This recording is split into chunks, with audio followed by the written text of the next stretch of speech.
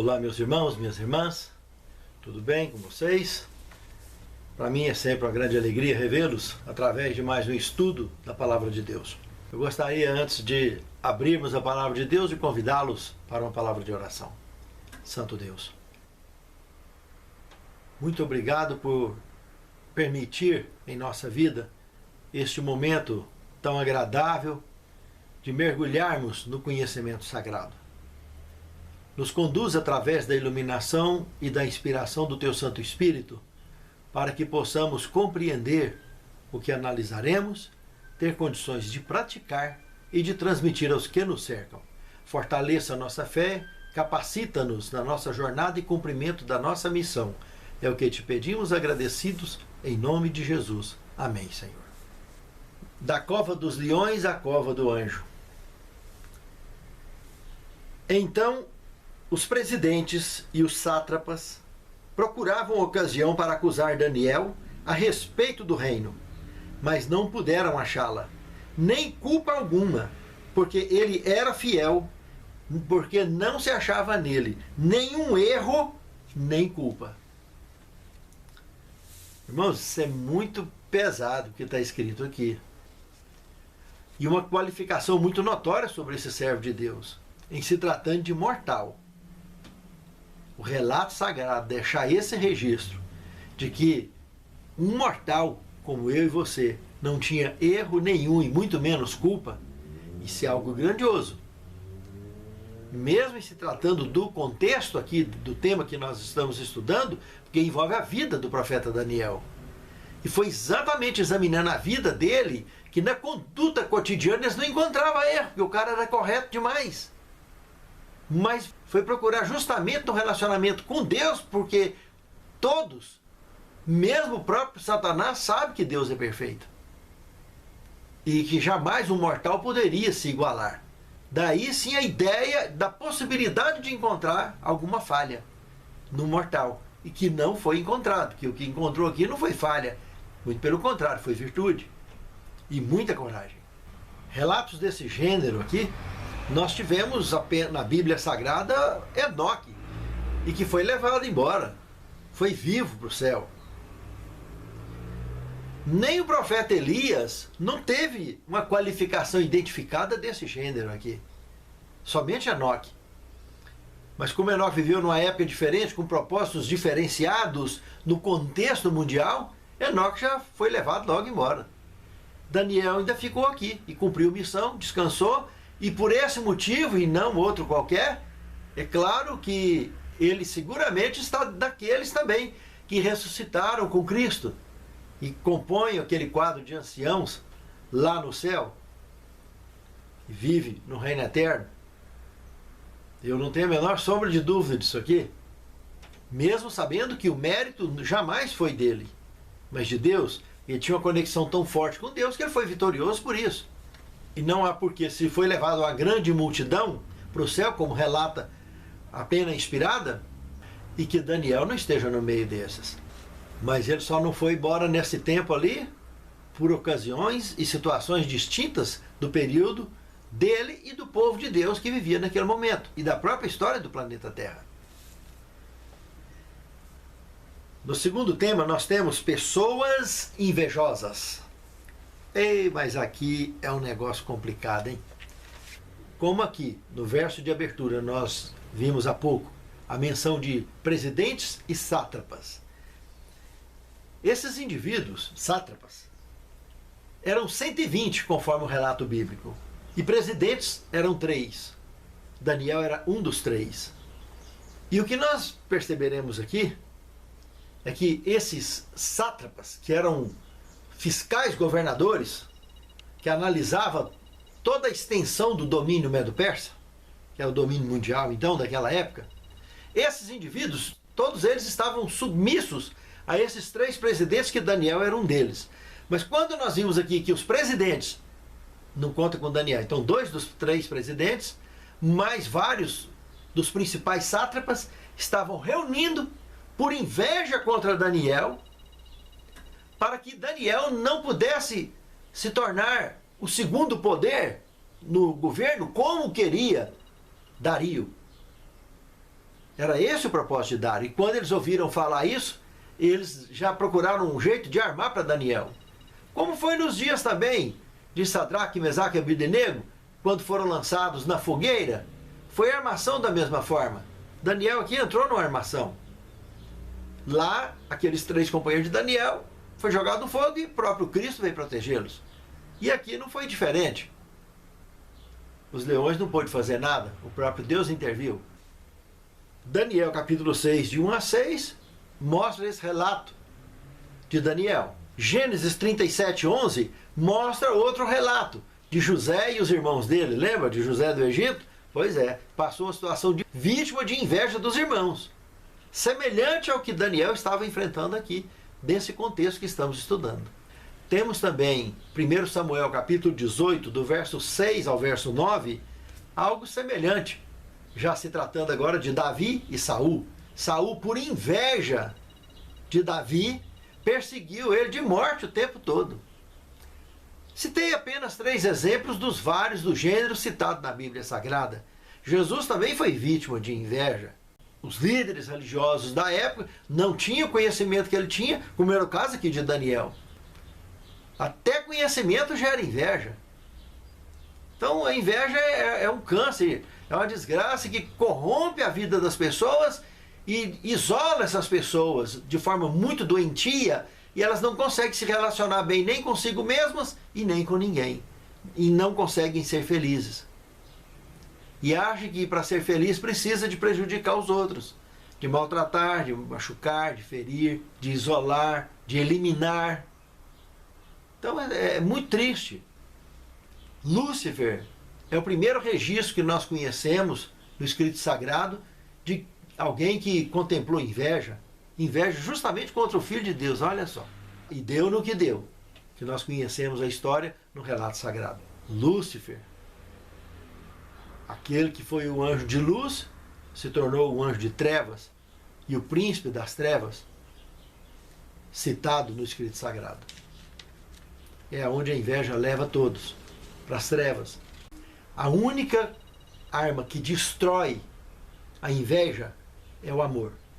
Amor ágape. Não é esse amor que nós conhecemos, gambira, amor troca. É o amor ágape, um amor incondicional. Quando aprendemos a conviver e nos relacionarmos dessa forma, com esse amor verdadeiro, nós entenderemos que o padrão de amar é universalmente conhecido como ágape, seja para amar a quem for. Esse é o relacionamento que temos para com Deus e para com o próximo. Esse é o padrão. E pela orientação bíblica, amar a Deus acima de tudo, que é o ágape, e amar ao próximo como a si mesmo, ágape também. Fazendo isso, cumprimos a lei. Isso é muito sério. E a única forma de superarmos e derrotarmos essa terrível moléstia de doença pecaminosa que é a inveja. Terceiro tema, a trama contra Daniel. Capítulo 6 de Daniel, do verso 6 ao 9, aqui nós temos a estrutura da armação todinha contra Daniel. Observe no detalhe que quando esses 2 presidentes, mais vários dos principais sátrapas, chegaram em Dario, eles alegaram com uma palavra muito forte, que levou o próprio imperador ao engano. Todos os presidentes e todos os sátrapas e todos os governadores, a palavra todos, incluía Daniel. E quando isso foi falado para Dario, de certa forma ele ficou contente. Porque se Daniel, na cabeça dele, estava dentro, que eles usaram a palavra todos, Daniel de repente estava reverenciando de forma diferenciada a Dario e tá tudo certo. Então vamos selar isso aí, vem cá, onde é que eu tenho que assinar? Mandou o selo lá do anel em cima da massa, junto com o selo dos demais que estavam na presença dele, de Dario. E Daniel não está sabendo de nada. Está fora desse negócio todo. Com certeza ele não participou de nenhuma reunião que tramasse tamanho absurdo. E o projeto era que somente um indivíduo no reino todo receberia petições. Dario. a nenhum outro Deus poderia ser feito. E como esses indivíduos dessas religiões daquela época eram monistas e também politeístas, isso para eles era coisa normal, reverenciar qualquer rei dessa forma, que era muito bem-vindo. E Dario então logo entrou, não foi difícil para ele entrar nesse engano, mergulhando numa fria danada. E assinou o decreto. A partir do momento que assinou, a trama estava concretizada. E os medos e persas tinham uma cultura tradicionalista política de que jamais poderia ser revogado qualquer projeto medo-persa, mesmo que entrasse outro rei lá na frente. O projeto anterior jamais seria revogado. Sempre seria mantido ou alterado, mas revogado jamais. Ajustes seriam feitos se fosse necessário, mas não jamais revogar o que qualquer imperador tenha assinado ou estabelecido. E isso foi mencionado para o rei Dario. Vítimas desse gênero de inveja, eu citei no tema anterior, José com os irmãos dele, Davi com Saul, Sadraque, Mesaque e Abednego, como eu citei, mas até hoje a inveja, não vou falar inveja no mundo e no trabalho, não. Dentro da igreja tem pessoas que se ardem de inveja, inveja de conhecimento, inveja de espírito de liderança, inveja de relacionamento, pessoas que se relacionam bem com todo mundo, inveja de desempenho espiritual dentro da igreja, de desempenho eclesiástico, do relacionamento professores e alunos, de classes que estão às vezes cheias de alunos e isso leva a causar inveja em outros que as salas estão com poucos alunos. Inveja de elogios traçados ao conhecimento que A ou B ou C tenha e ele não tenha. Então é muito difícil e logo essas pessoas que têm inveja sempre buscam por trás tramar contra aqueles que são invejados. Fazer tudo para derrubar, para destruir, para denegrir a imagem daqueles que são invejados. Todo verdadeiro servo de Deus já sofreu ou sofre e vai continuar sofrendo enquanto viver nesse mundo esse tipo de ataque.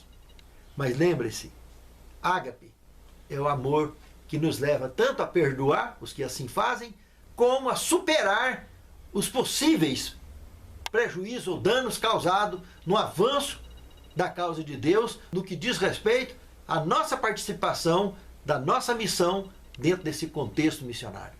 Pense nisso, amado irmão. Pense nisso, amado irmão. A oração de Daniel, quarto tema. Interessante, se a gente observar Mateus 6, verso 6, o que disse Cristo ali, que para nós orarmos, entra no teu quarto, fecha a porta e fale, bem na intimidade com o seu Deus. Daniel fazia isso. Continuou fazendo normalmente 3 vezes por dia, com a janela aberta, virada para o lado de Jerusalém, e orava normalmente. Meus amados irmãos, ele não temeu nada. Quando ele descobriu o decreto, com certeza, feliz ele não ficou, e nem tampouco foi atrás de Dario, para poder convencer Dario de nada. Ele tinha conhecimento absoluto da tradição política desses dois reinos, medos e persas. E Daniel prestou serviço tanto para um reino quanto para o outro, que eram aliados de cunho íntimo, esses dois reinos, medos e persas. Tanto ele prestou serviço para Ciro, como prestou serviço para Dário. Ciro era persa e Dário era medo. E estava ali firme, avançando na causa. E ele sabia que não podia voltar atrás ou cancelar nenhum tipo de decreto entre os medos e persas. E continuou a sua vida. E outro detalhe, aqui as principais visões do livro de Daniel, incluindo até o capítulo 8 do seu livro, ele já tinha passado por todas essas experiências já há muitos anos. Daniel aqui nessa ocasião já estava idoso, não faltava nem 10 anos para ele descer ao descanso com seus pais. E como idoso ele ainda passou, mas essa experiência fantástica que gerou um impacto maravilhoso, não só na vida dele, mas na vida de todo mundo conhecido daquela época. Do que nós vamos ver aqui logo a seguir, no estudo desse tema mesmo. Eu comentei sobre o fato de Daniel já ter escrito tudo aqui, porque ele sabia que tinha potestades de maldade, coisa muito maior envolvida por trás dos bastidores.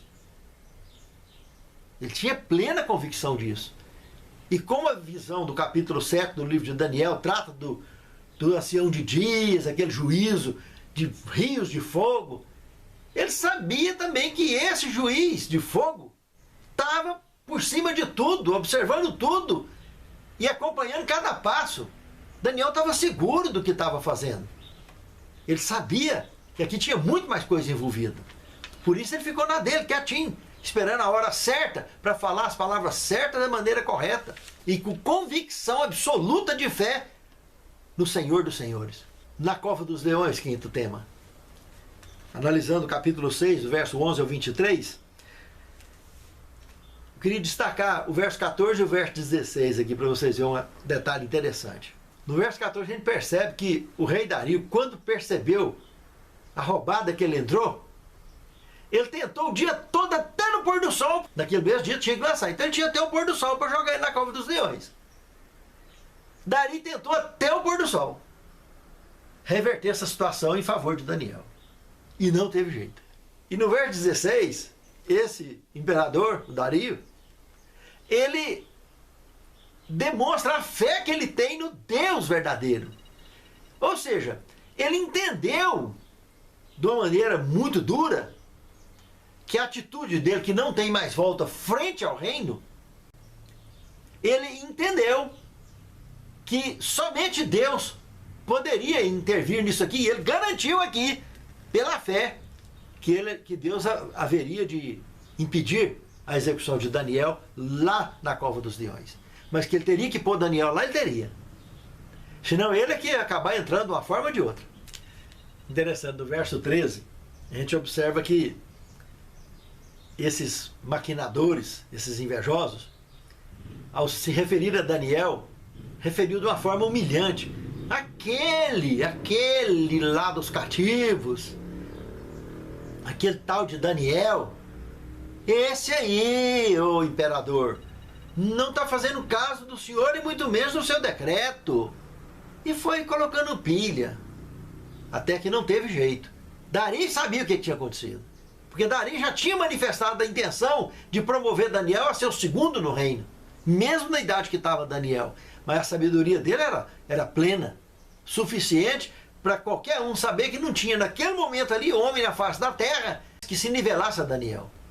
Então qualquer governante que tivesse um indivíduo daquele que late do lado para governar, seria bem sucedido em qualquer governo. No livro Profetas Reis, página 543 e 544, faz um comentário interessante também, que Deus não impediu os inimigos de jogar Daniel lá na cova do leão, mas promoveu Daniel de dentro da cova do leão para fora de uma maneira que causou espanto extraordinário na história daqueles dias. O sexto tema, vindicação. No capítulo 6, do verso 24 ao 28, nós podemos notar aqui o nível de aceitação, de fé desse imperador foi tão grande que quando ele viu que o que ele previa, que Daniel seria libertado lá de dentro, apesar dele ter ficado com fome, jejuou em favor de Daniel. Tem esse detalhe. Dario jejuou em favor de Daniel. Não comeu, não dormiu, porque como mortal, a consciência dele pesou com a situação. E o temor dele foi de ele ser penalizado pela vida de Daniel, um servo do Altíssimo. E ele aqui, nesse contexto que nós acabamos de citar, ele se rende louvando a Deus como o único Deus criador e mantenedor e intocável, inatingível, absoluto sobre a história do universo. E ele faz um decreto promovendo isso, esse temor e tremor ao único e verdadeiro Deus, que fosse esse Deus respeitado em toda a extensão do domínio Medo-Persa. Então isso é uma coisa rara, principalmente se tratando de um governante não judeu ou não cristão. Isso é raríssimo na história do escrito sagrado. E Dario, como Nabucodonosor, se encaixou dentro desse perfil. Foi algo muito impressionante o que aconteceu aqui, do impacto da história de Daniel na cova dos leões. E o que eu achei também curioso aqui, que quando os indivíduos abriram a boca da loca dos leões, que eram covas construídas no subterrâneo, e que para jogar comida para eles era tipo uma tampa de esgoto, puxava aquela pedra lavrada e jogava a comida lá dentro para os leões, carneiro inteiro, boi, sei lá, para os bichos comer. E aí quando eles jogaram Daniel lá para dentro dessa cova, ele desceu e os leões não fez nem barulho. Os leões encararam como se ele fosse mais um leão lá dentro só. E o leão, gente boa, porque não brigou, não encrencou, não exigiu território, não exigiu nada. E Daniel passou a noite lá dentro. Eles fecharam a boca lá em cima da pedra e Daniel ficou lá em oração o tempo todo, tranquilo. Meus amados, quando de madrugada Dario foi lá, choroso, penoso, da desgraça que poderia ter acontecido, mas com aquela centelha no coração acesa, de tanta oração e jejum que ele já tinha passado a noite, de que que Deus realmente interviu, e Deus interveio, ele ficou encantado, a sua alegria não se contia. Quando ele chama e percebe a voz de Daniel, e louvando a Deus ainda, por Deus ter fechado a boca dos leões, ele imediatamente manda remover a pedra e tirar o profeta Daniel. Que chamou aqueles artistas lá, os dois presidentes e os principais dos sátrapas que tinham armado para Daniel. Jogou tudo lá dentro. Não teve nenhum que chegou a tocar o pé no chão antes do leão atacar. O leão comeu eles no ar. Olha o apetite que estavam as crianças. Pegaram eles no ar e a Bíblia conta que eles trituraram os ossos dele em pedaços. Não deixou nem osso. Aquele ali ninguém velou. Foram corpos literalmente exterminados, digeridos e lançados fora. Pensa que situação, a fome que estavam esses leões. E os leões ficaram satisfeitos, porque Daniel era só um. E os que foram jogados lá dentro alimentou todo mundo para deixar escaladinho um bocado de dia. Eu imagino que deve ter passado mal depois com um desajuste intestinal, né? Porque gente ruim daquele tanto, aquilo faz mal até para urubu. Imagina para leão. Pra gente nem se fala, né? Nós já vimos a história o que aconteceu. Mas é muito duro. É uma história dura. Saber o que faz o tal da inveja. O tipo de desarranjo que dá na vida de todo mundo. Tanto os que vivem a inveja, quanto aqueles que convivem com invejosos. Oh, coisa dura. E o pior de tudo que os caras é tão duro que eles, na frente é uma coisa, nas costas é uma falsidade que dá medo. Mas o Senhor é conosco. E quando o Senhor é conosco, quem será contra nós? E por isso mesmo que esse caso raríssimo na história dos medos e persas, Dario reverteu aquele decreto, passou por cima daquilo e promoveu a adoração ao único e verdadeiro Deus na história da Medo-Pérsia. E isso foi respeitado em todo o reino administrado por Dario. A influência de um verdadeiro servo de Deus é coisa grandiosa. Sétimo tema, a galeria dos campeões da fé. Eu queria citar aqui Hebreus capítulo 11, que mostra diversas participações de pessoas que entraram nessa galeria durante os tempos bíblicos. Mas eu gostaria de mencionar que eu e você somos as atuais Bíblias abertas, lidas e relidas pelos homens. Eu e você continuamos a compor nomes nessa lista de campeões da fé, que um dia nós conheceremos a relação completa. A galeria dos campeões da fé rompem os tempos bíblicos, continua passando por mim e por você. Pense nisso, amado irmão. Pense nisso, amada irmã. Santifica-nos, Senhor, na Tua palavra, porque a Tua palavra é verdade. Fortaleça a nossa fé e nos capacita, Senhor, a ter o conhecimento necessário para viver e ensinar aquilo que nos conduz nos teus caminhos e leva outros a te conhecer a ti e a te servir também em espírito e em verdade. É o que te suplicamos agradecidos, em nome de Jesus. Amém. Jesus.